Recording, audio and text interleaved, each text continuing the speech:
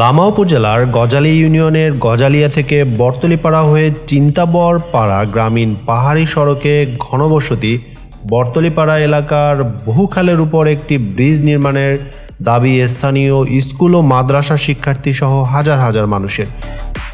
খালের উপর ৭০ ফুটের একটি ব্রিজ না থাকায় প্রতিদিন জীবনের ঝুঁকি নিয়ে বমু খালের প্রায় ৪০ ফুট প্রস্থ খালের পানি পেরিয়ে গন্তব্যে পৌঁছাতে হয় শত শত শিক্ষার্থী সহ কয়েক হাজার স্থানীয় বাসিন্দাদের। আমাদের স্কুলের ছাত্ররা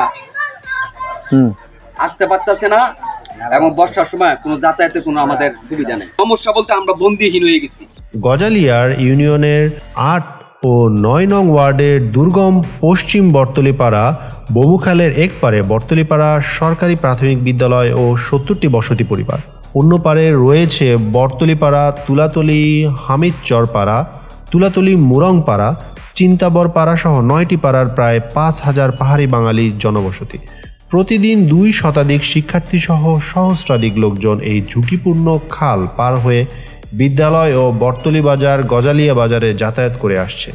শিশু শিক্ষার্থীদের মধ্যেই একজন রোকসানা আক্তার ৪র্থ শ্রেণী পড়িয়া এই শিক্ষার্থীর বাড়ি তুলাতলি হামিদচর পাড়া গ্রামে, পড়ালেখা করে বর্তলী সরকারি প্রাথমিক বিদ্যালয়।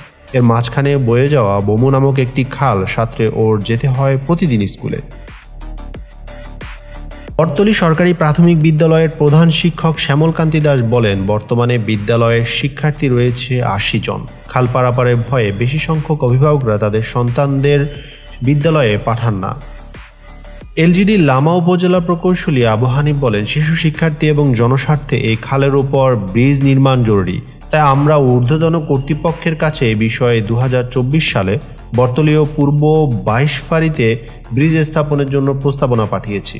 এ ব্যাপারে উপজেলা নির্বাহী কর্মকর্তা মোহাম্মদ মঈনুদ্দিন বলেন, শিক্ষার্থী ও জনসাধারণের দুর্ভোগের কথা চিন্তা করে স্কুলগামী ক্ষুদে শিক্ষার্থীরা যাতে স্বাভাবিক চলাচল করতে পারে সেজন্য এলজিডি লামা সরজমিনে খাল পরিদর্শন করে গত বছর ২টি স্থানে ব্রিজ স্থাপনের জন্য প্রস্তাব পাঠায়।